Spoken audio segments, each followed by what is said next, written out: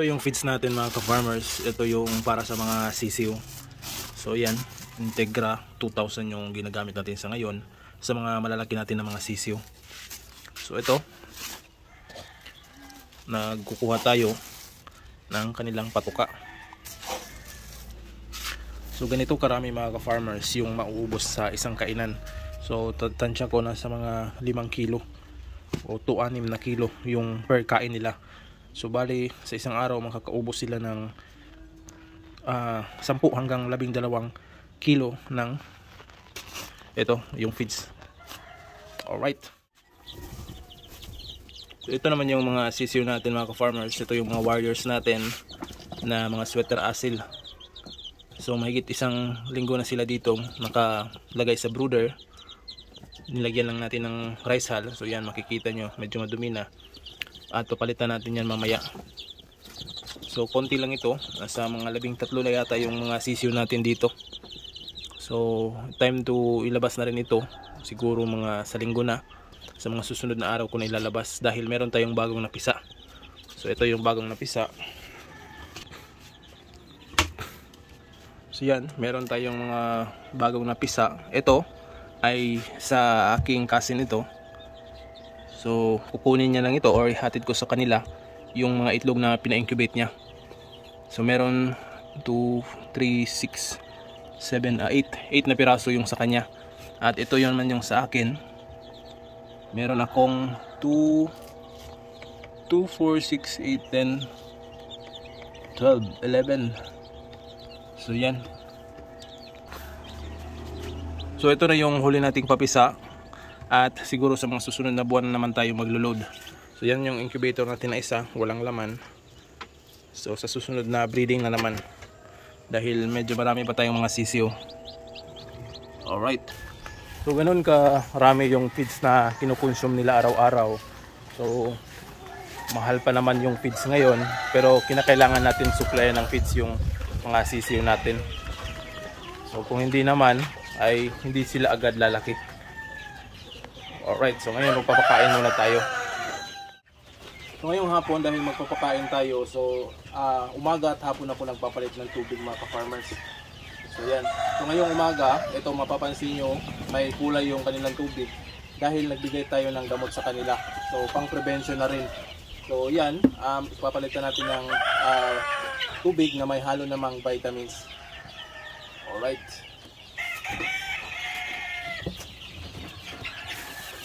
So ito yung mga sisiw natin na process ng white leghorn at saka yung Rhode Island Red. So lalagyan lang natin ng patuka.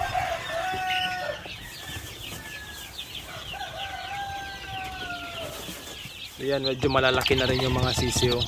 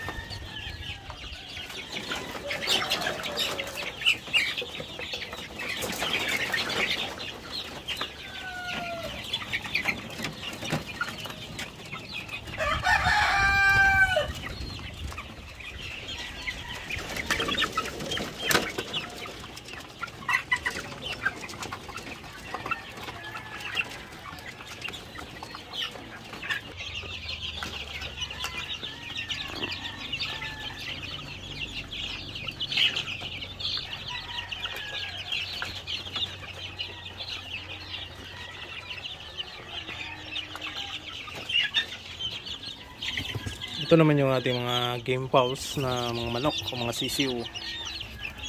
Yan. Hello.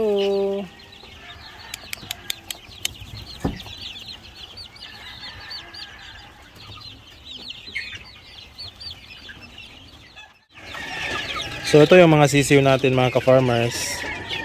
Uy, mayroong tinutuka pala. So yan mga ka-farmers, oh. Nagpipidder packing ang mga loko.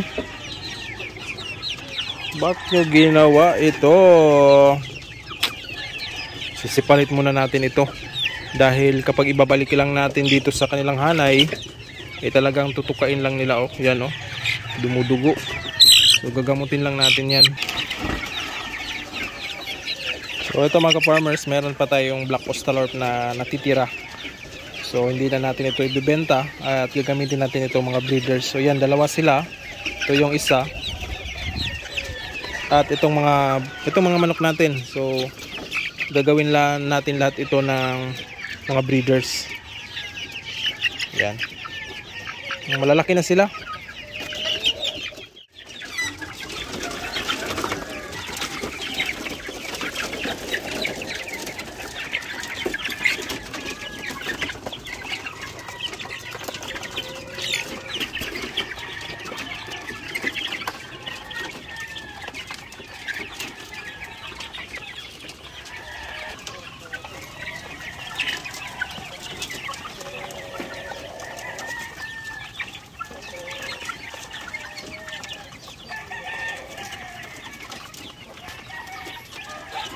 So ito, papalitan natin dahil kaninang umaga pa ito. Kahit marami pa yung tubig mga ka-farmers, kinakailangan nating palitan pa rin ng panibago. Alright. Hello. So malapit na itong mag-RTL. So ito mga ka-farmers, ito yung crosses ng Black Australorp at saka Rhode Island Red. So yan, oh.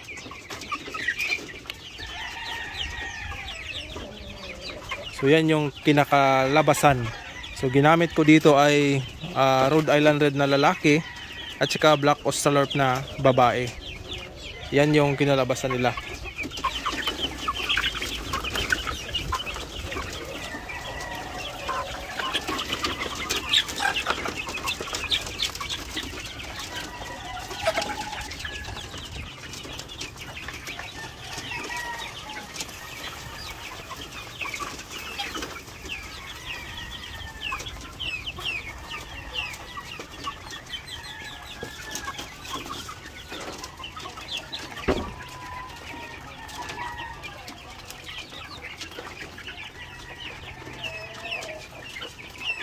Noon mga ka-farmers, nakapagpalabas ako ng crosses ng Black Australorp at saka yung Rhode Island Red.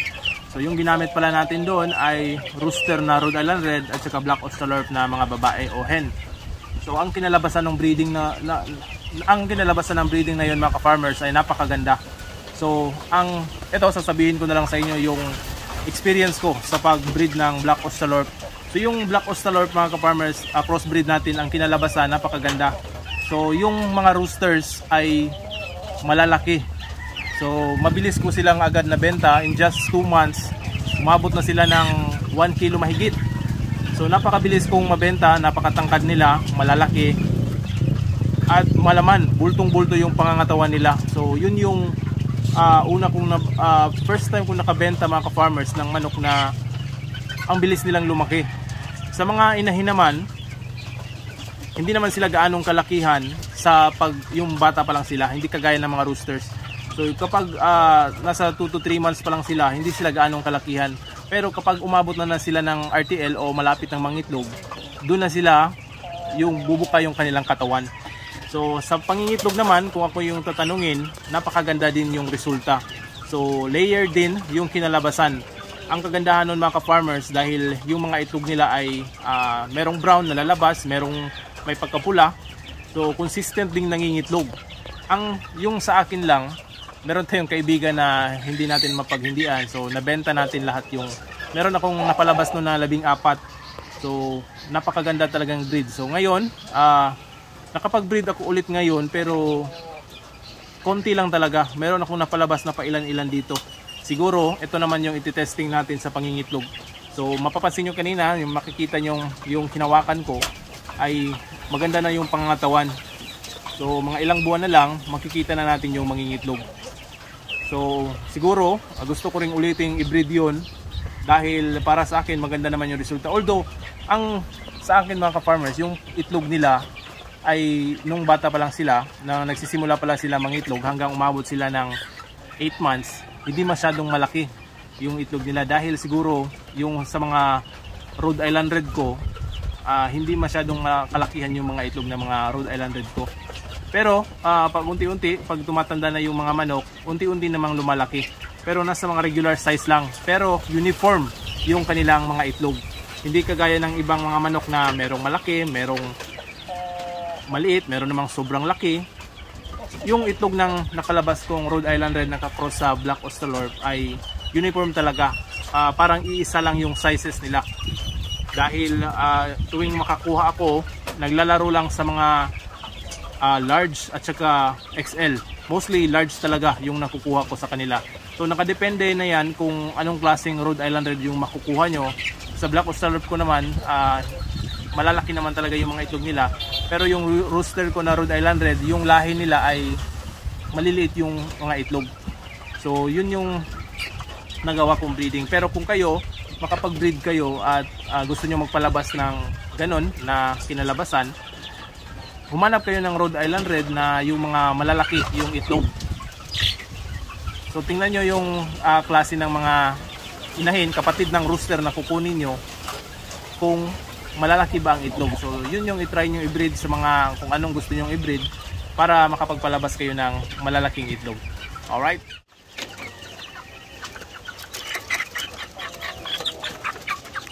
So ito rin mga ka-farmers, ito ay crossbreed ng tatlong klaseng dugo.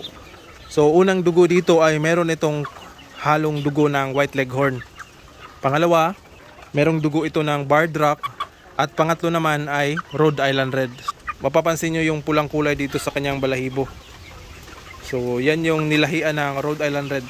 Napakalaking manok mga ka-farmers. Parang regular na heritage breed.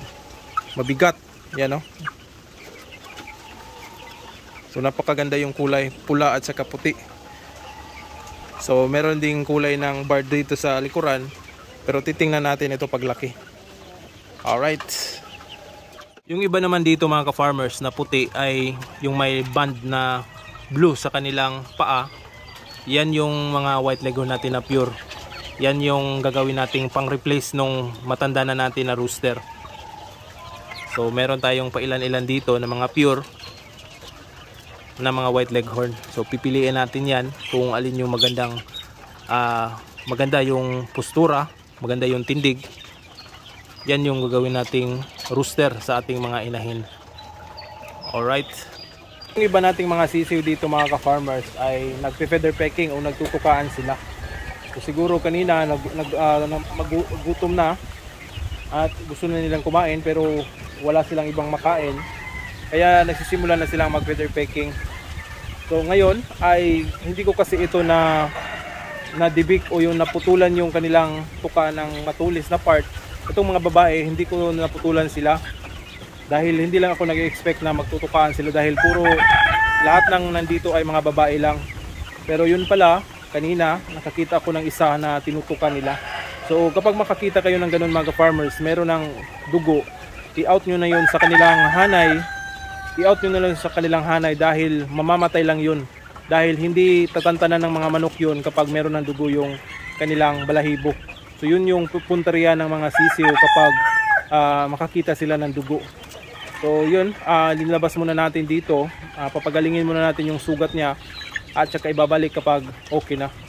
So ito ay hindi lang tayo i-concentrate na natin sa oras ng pagpapakain sa kanila para hindi sila magutuman. Although pwede tayong magbigay ng mga alternative na feeds kagaya ng malunggay, madre de agua at kung ano pa yung iba nating pwedeng ibigay sa kanila para hindi sila magtutukaan at hindi sila maburingan dito sa loob ng kanilang brooder. Ngayon mga ka-farmers, dahil 2 araw tayong hindi nakapagbigay ng vitamin sa mga sisiw natin at plain na tubig lang yung binibigay natin sa kanila. Ngayon, magbibigay tayo ng vitamin sa kanila gamit itong King's Vita Plus. Kompleto na ito mga ka-farmers. Meron na itong multivitamins, minerals, folic acid, meron na itong electrolytes na kailangan natin ngayong tag-init ng panahon, at meron din itong calcium na magpapalakas sa kanilang buto. At sa mga inahin naman, pwede itong gamitin para mas malakas silang mangitlog. Especially yung calcium na kinakailangan ng mga inahin para makapag-produce ng itlog. Ang pagtitimpla nito mga ka-farmers ay simple lang. So isang kutsara nito sa isang galong tubig. So yun yung ipapainom natin sa kanila, sa ating mga alagang sisiw, para mas gumana silang kumain at para mas mabilis silang lumaki. So itong King's Vita Plus naman mga ka-farmers ay mura lang naman ito. Nasa mga, depende sa inyong lugar. So merong iba nagtitinda nito na sa mga 60 plus o 70 plus, meron ding iba na 70 o 80 yung isang ganito. So matagal na itong magamit mga ka-farmers, especially kapag konti lang talaga yung mga manok nyo. Ito ay ginagamit ko sa mga manok, sa baboy, at ginagamit din natin sa mga baka natin.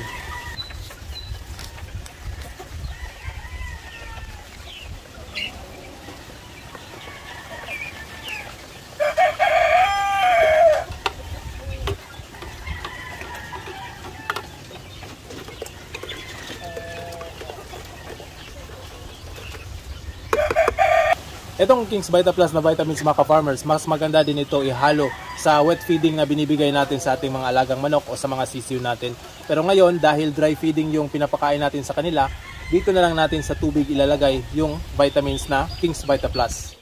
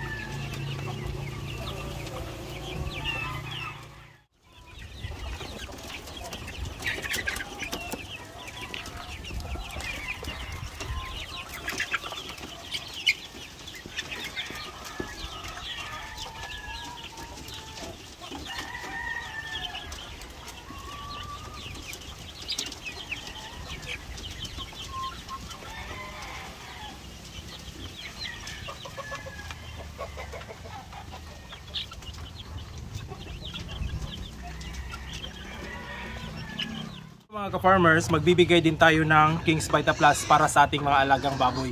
So, meron tayong dalawang baboy na papakainin at bibigyan natin ng vitamins. Ihalo natin dito sa kanilang wet feeding na feeds. So yan. Ito mga ka-farmers, maganda din ito sa ating mga alagang baboy dahil ito ay meron itong probiotics, calcium, amino acids, at saka nagpapaganda ito sa digestive system ng ating mga alagang baboy. So ngayon, ipapakain muna natin ito dahil gutom na sila. King's Vita Plus. So yan yung hinalo nating King's Vita Plus. Lalagyan lang natin ng tubig.